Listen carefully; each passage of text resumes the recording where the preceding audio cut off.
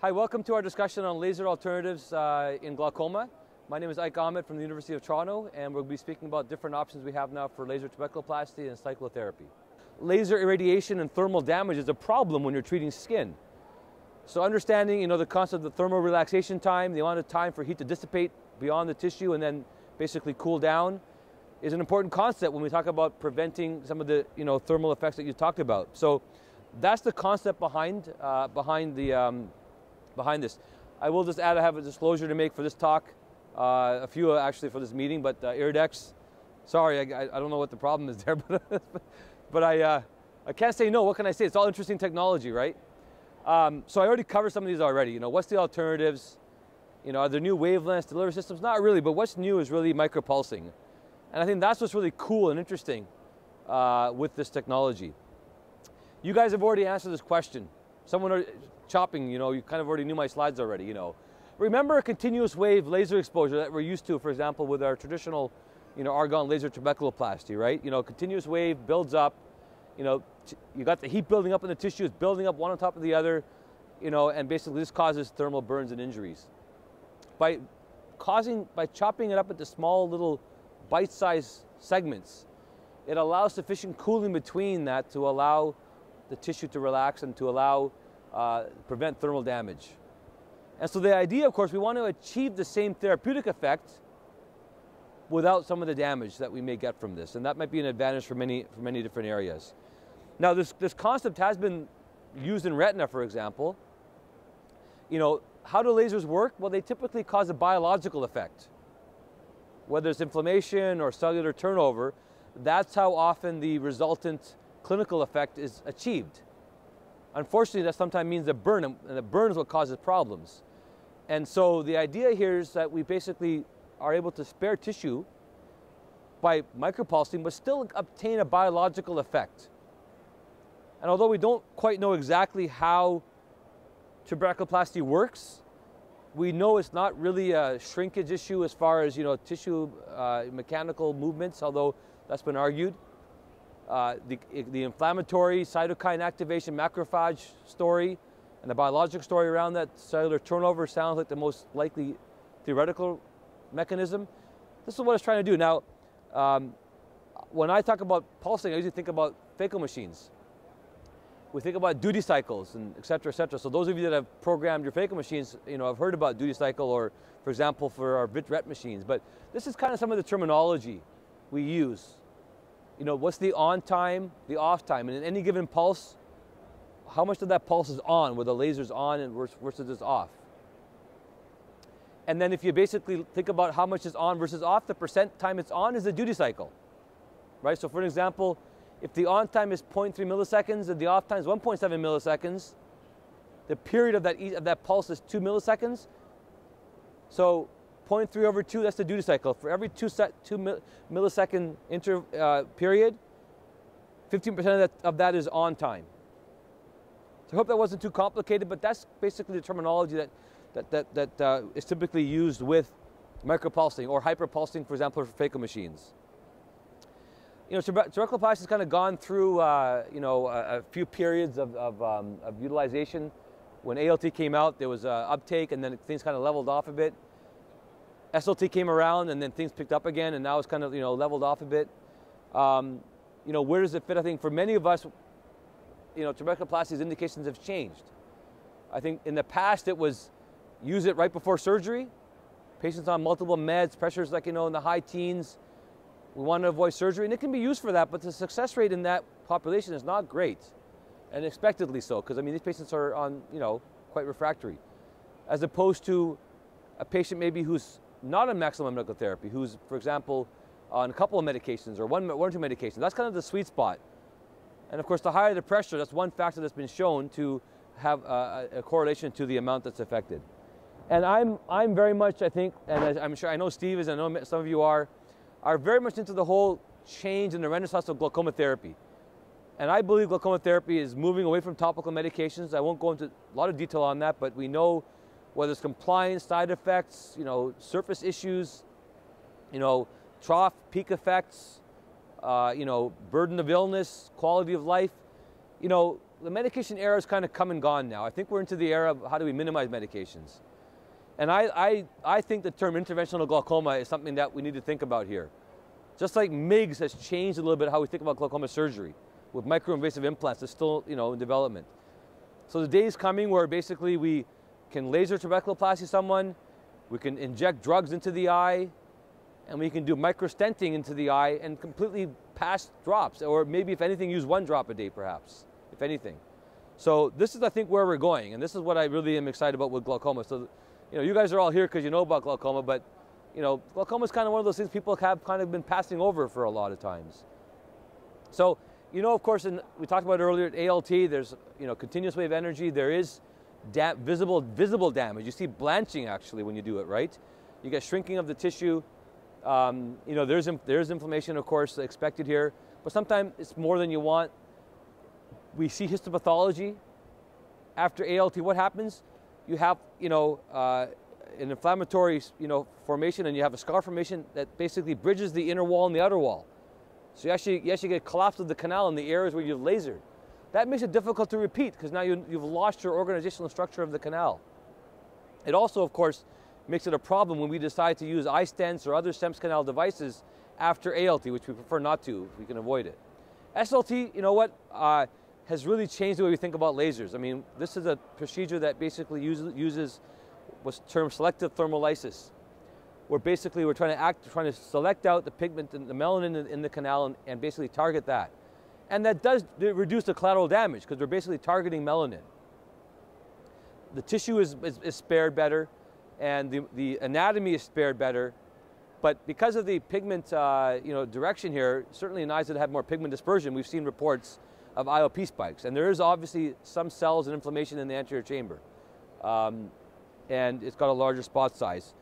You know, our clinic has a lot of different machines, but of course with SLT it is primarily a one device product. It's not a bad thing, but you know, it's nice to have versatility. And I will definitely not be here and put down SLT. I think SLT's had a significant impact on our practice, and I think it's excellent. And I'm very interested in seeing how MLT compares and how it may be differentiated. MLT is you know, has a lot of similarities to SLT. As we'll show, the you know, damage is going to. I'm a guy who doesn't like to say never or no, so I'm not going to say no thermal damage. I just don't know, but we don't see it. So I think that that's certainly something that we see on histopathology and clinically as well. The idea again is a biological effect we're trying to achieve here. And for many of us, you know, amazingly, we look at these patients like an hour or even 10 minutes after the procedure, and we can't find a cell in the anterior chamber. Do you agree with that, Steve? I mean, I didn't believe it actually. When Steve told me that, I don't believe most things Steve Vold says, right? I wouldn't either, honestly. Look at the guy, right? No. But after we started doing it, my fellows would comment on that as well. Like, you know, how can there be no cells? And it's true. We don't use medications afterwards, and our early experience is now that it's repeatable. Certainly theoretically, it has the theory about being repeatable as well. And this is just a nice example looking at TM tissue, seeing the difference between continuous wave and micropulse and controls. You can see basically that, you know, you cannot distinguish control versus treated eyes. And that's how gentle this is on this. I mean, that's a very powerful picture to kind of show on that. Now, one thing to keep, by the way, with SLT, by the way, you know, the earlier studies looking at SLT on the same kind of tissues here, we're using low energies. Now, most of us move energy up and down with SLT, right? We move it up and down. We see champagne bubbles. So sometimes we turn the energy up. We don't know what impact that is having on the canal. It's a question mark still. The spot size is smaller. You know, certainly in Toronto, we see a lot of you know, narrow angles and eyes that are small. It's nice to have a smaller spot size to get in those small spaces, but not so small at 50 microns where, you know, you're worried about ovalization of your beam and you're worried about hitting the right spot every time. So it's a nice sweet spot as far as the spot size. And this video just shows a video just showing the procedure being done. But I think this is my fellow doing the procedure here. And we really see no tissue response. I mean, that's the aiming beam you see, but there's no tissue response. So basically you kind of have to kind of scratch your head and say, did I actually do a procedure? I think when Steve Wolf started doing it, he wasn't sure you could actually build a procedure because he wasn't sure whether he did any treatment. So But you can apparently, you can. I'm just kidding. Come on, tough audience, guys. Hey? So that's the procedure there. You know, we typically do, by the way, 360 degrees. And how are you? At 360 degrees treatment typically. Confluent spot size is around. Now we owe a lot of credit to Dave Gossage, and Dave basically did some work looking at different powers, different wattage, 300 milliwatts, 700, 1,000. And what he kind of showed nicely, there's some dose response, response here, and found that 1,000 milliwatts was a nice sweet spot as far as the efficacy. He found that there was a greater number of patients that had a nice reduction here. And so we typically, are now, based on Dave's work, using those powers. This is work actually from a multi-center group, which includes Steve Vold, Nate Radcliffe, and Dave Gossage. This is basically 1,000 milliwatts, as we said, pulses as I described earlier. These are patients who we looked at our pre-op that were greater than 21. And you can see our one-year results here, down from 24.4 down to 18.5, about a 25% IOP drop, which is a nice drop, and not necessarily different than we would see for other trabeculoplasty per se. But it kind of, we're happy to see that we found that there was an efficacy effect here. Same thing with pressures that were a little bit lower to start off. Not surprisingly, the percent reduction was a bit lower. That's what we see with all treatments in glaucoma. And yet we see a nice drop that seems to be sustained here, down to 1 year here. And we're going to continue to collect this data, of course, but this is just some early experience data we have from 4 sites, 3 of which are very reputable. So these are some of the settings that we talked about. This is kind of, again, based on Dave's work. 1,000 milliwatts, 300 micron spot size, 0.2 milliseconds, 50% duty cycle. So what would the off time be there then? Who was paying attention? 1.7 seconds. Who said that? There. Man, someone's paying attention. I'm pretty pleased with that. And basically, I personally would rarely see someone the next day. I usually follow them up in a month, honestly, unless they're advanced glaucoma or they have a really high pressure early on, et cetera, et cetera. Safety-wise, I think this is really where I think the purpose we do micropulsing. Because if we're not worried about safety, there's probably no reason to do micropulsing. Repeatability, again, likely to have perhaps some benefit as far as the safety part of it. So it's very comfortable. I say again, virtually no cells. Those of you who have the machine can do it and watch and see what happens. No post-op meds, and as of yet, I haven't seen any spikes. I'm sure we'll get some spikes. I don't know, Steve. I mean, do you have? So that's kind of crazy, isn't it? Like, I mean, I don't know. I don't know if I, so that's what I'm saying. Right now, we haven't seen spikes. You learn in glaucoma, you can never say never, so I'm not going to say never. But even in our pigmented eyes, I mean, it's quite, interesting what we're seeing with that. So, but I don't want to give that kind of like blanket statement. So that's one thing that I would say.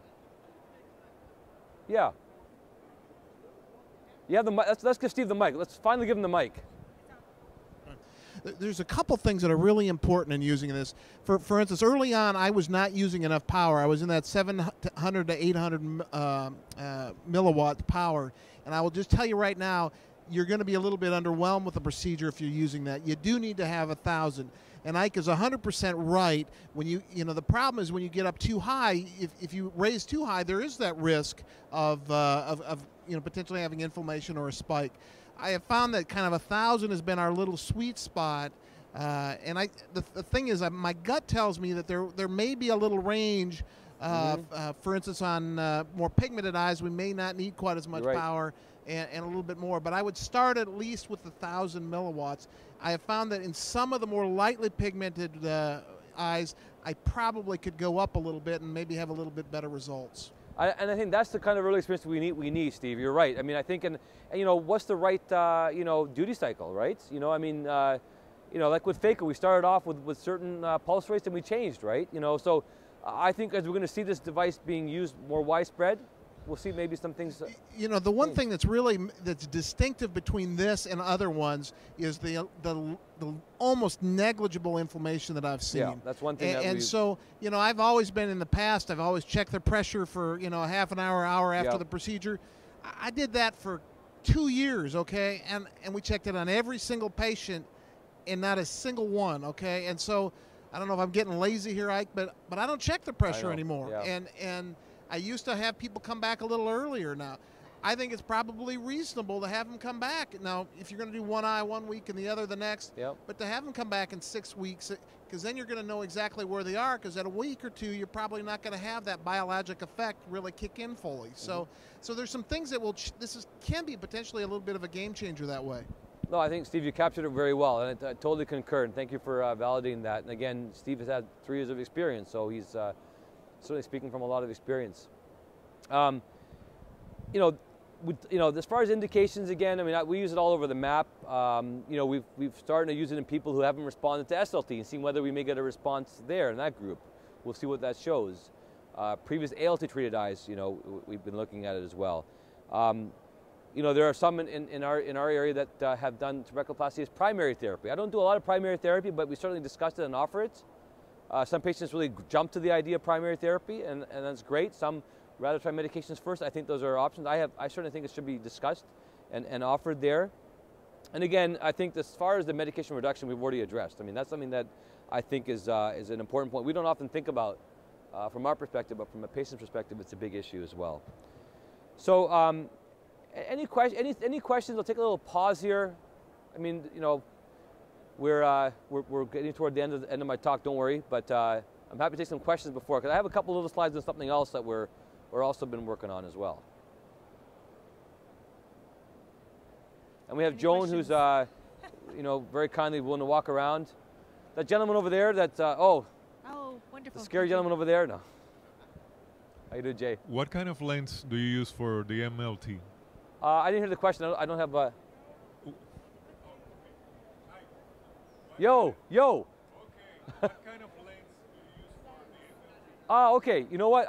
I basically use my usual gonio mirror, and I actually like the Latina lens. I use Latina lens, which I use for SLT. I use that lens. I think whatever lens you're comfortable with. You got to, of course, be careful as far as magnification and how that can change your fluence. Steve, what do you use for MLT? For what lens? I've tried a number of different ones. I've really any of the 3 mirror lenses I think work pretty well. Use your favorite lens, I would say. Yeah. Question. Thank you. Oh, question back there. That's the table with the curious minds with the flowers. You don't use any steroids after? So the question is, any steroids after? So I've never used steroids after trabeculoplasty. I've used NSAIDs. With MLT, I use nothing, 0. And I think, Steve, you are the same way, right? So we use 0.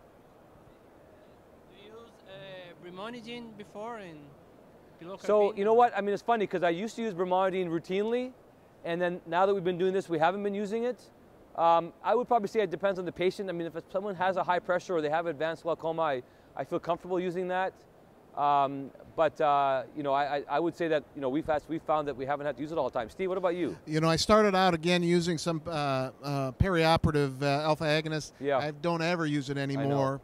And then the other question is, let's just say you're trying to get a patient off a medication or so. When do you have them stop their other medication if you're considering to do so? That's a good question. So you mean before you do trabeculoplasty, or you've done it already? So you could do it either. You got a patient on a single drop, generally, and they're just not tolerating it very well. They want to get off their medicines. When do you stop that medication? So it's a good question. I mean, if I'm looking at replacing medications, which is what you're asking here, stopping a med and doing it, I'm a guy, I like to wash the patient out personally for a couple of reasons. I mean, it gives me an idea what's their native IOP, number one. Number two, I mean, there's some discussion about the impact of prostaglandins and the efficacy of trabeculoplasty in terms of the common mechanism in the meshwork, right? Work that's been done by Alvarado and others. I don't know. So for prostaglandins at least. So that's what I've done. Of course, if someone's got a worrisome nerve, I think you're careful washing them out. But I tend to do it again a bit more academic thinking on those lines. But what do you do, Steve? So you're telling me you wait them, have them come back a month after they stop prostaglandin.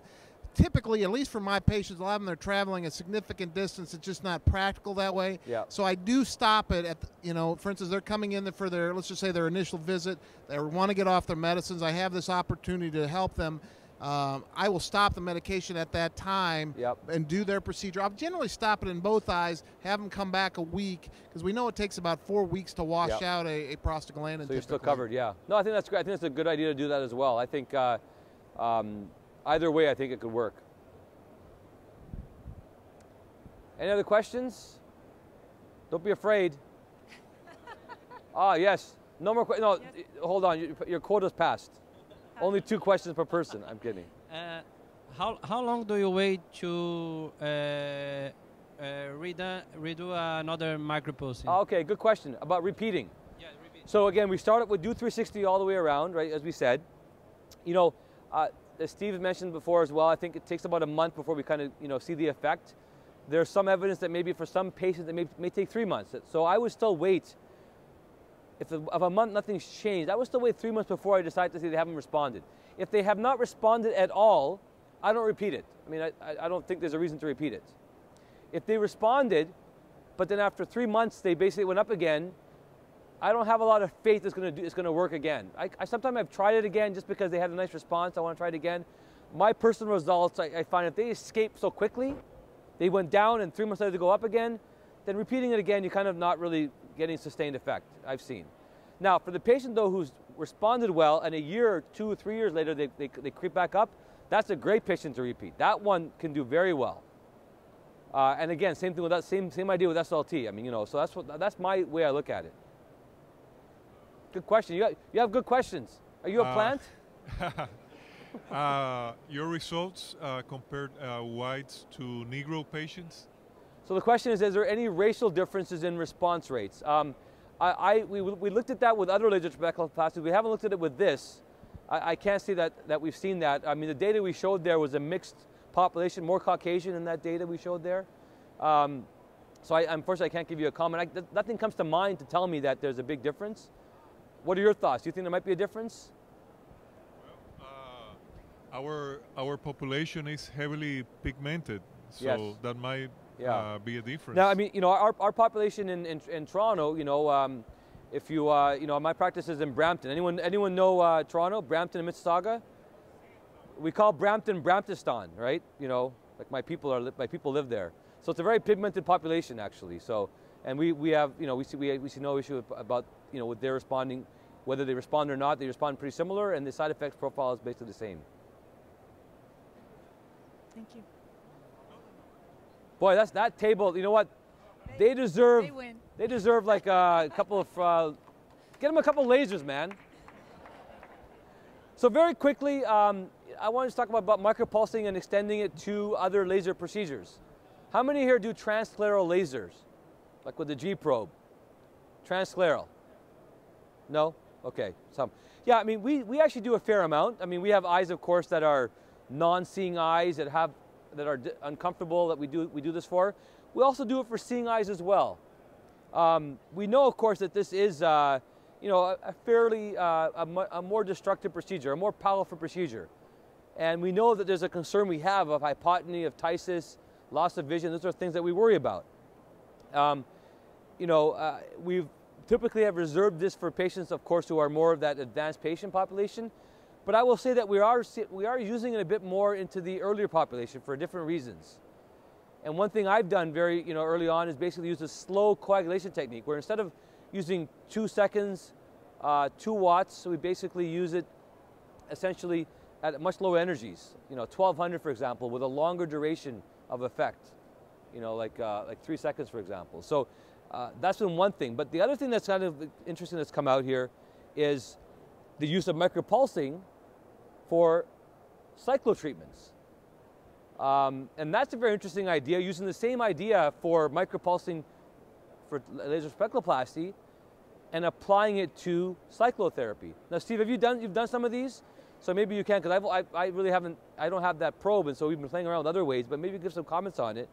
But the idea is basically that maybe this will be a potentially safer way to do a non-invasive procedure. Again, this is non-invasive, right? Lasers are non-invasive.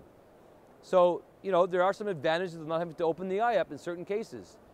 So, again, this is very early data. This is data from Singapore that was presented.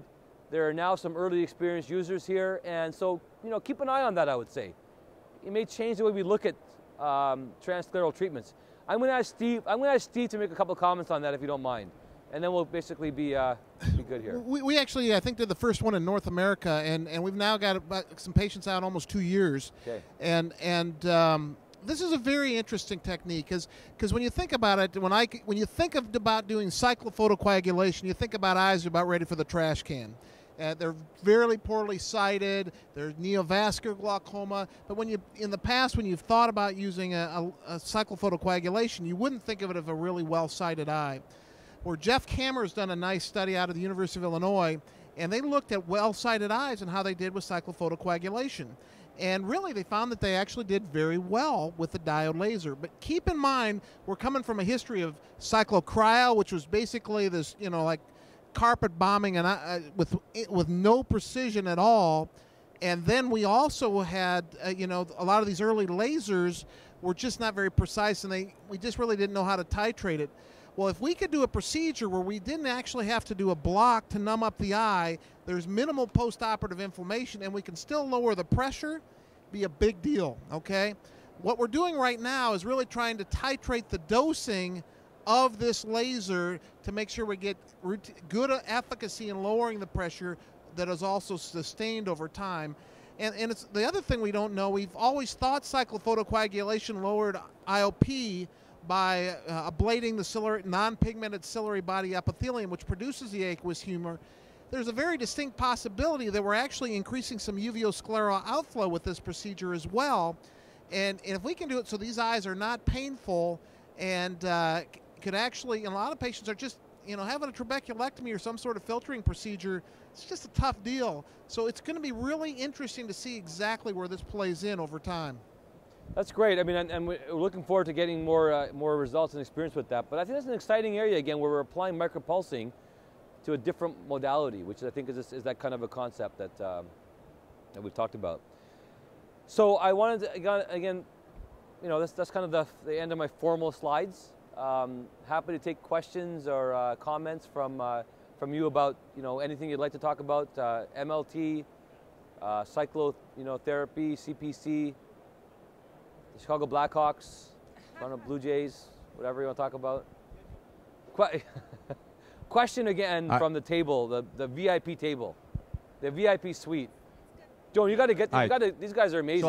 So do you have data about slow coagulation technique against the traditional one, the two versus two? Yeah, good question. So the question was the slow coagulation technique, Doug Gasterland's technique that I mentioned earlier, versus our traditional 2-2 techniques. So our center has actually been tabulating that. Our numbers are probably not enough to achieve statistical significance, but they seem pretty similar. Now, one thing that's always hard to kind of assess is that, retreatment is something that we often do with cyclotreatments. At least I do. I figure that I don't look at retreatment as a failure. I'd rather be kind of stepwise, not be too aggressive at first. So I would say that we may need to retreat more, with the slow coagulation technique in our early experience. But as far as the comparison and IOP control, they seem to be pretty similar when we look at our data farther out. I just think it's a better tolerated procedure. I think theoretically, when you think about it, I think it's less traumatic. So our usual step is we usually start that for patients. If they don't respond well, we repeat it, and then if we need to get we still don't get a response, then we'll go up to after waiting for a few months, if we still have an issue, then we'll go up to our usual levels. So it's the same amount that we would do for our 2-2. So basically, we do 360, but we avoid at 3 and 9. Yeah. So there's still a lot more we're going to learn about this, but that's kind of what our thoughts have been. And we're looking at a study on macular thickness. Is there less CME with one technique or the other? I don't know really yet, to be honest with you, but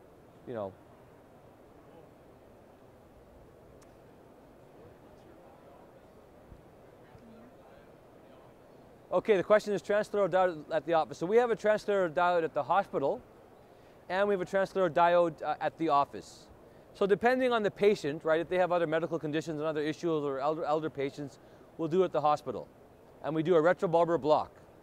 If we do it in the office, and there's one of our former fellows there, he'll tell you that, we do it in the office for patients that we feel are office patients that are not really fragile.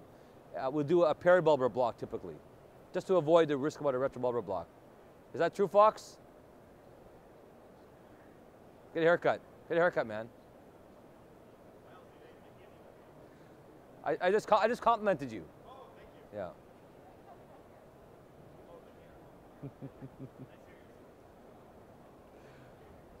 Any questions? Anything you want to talk about? What's your experience with transscleral cyclophotocoagulation?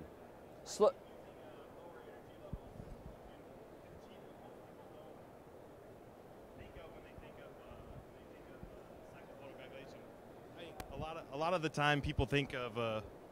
You guys can hear this even if I can't, right? Yeah. Okay. Good. Yes, we can hear you. I don't want to yell at you guys. So I think that oftentimes we think of cyclophotocoagulation as only something we can use in patients with limited visual potential, and I think that it has a larger role potentially. And I'm not speaking for Iridex, so I can say what I want, right, outside of label and all those things, absolutely, whatever.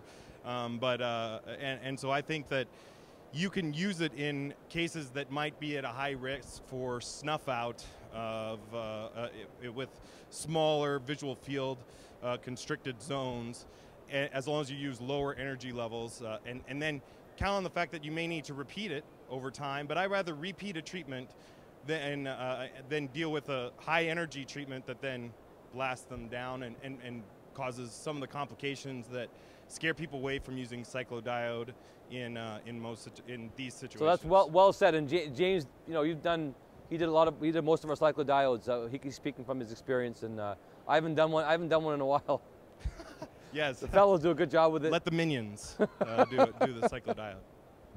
But those are the results you're talking about. All right, thank you, James. That was good timing. Yeah. Anything else you want to add? Anything else about how was your day yesterday? Good day, good dinner? Okay. Well, listen, thank you for listening. Honestly, I appreciate it. I always love to see people interested in this stuff, and happy to take questions after as well. But thank you for being a great audience. I have to say that, you know, props to the VIP table, you guys. Honestly, I appreciate it. So thank you very much.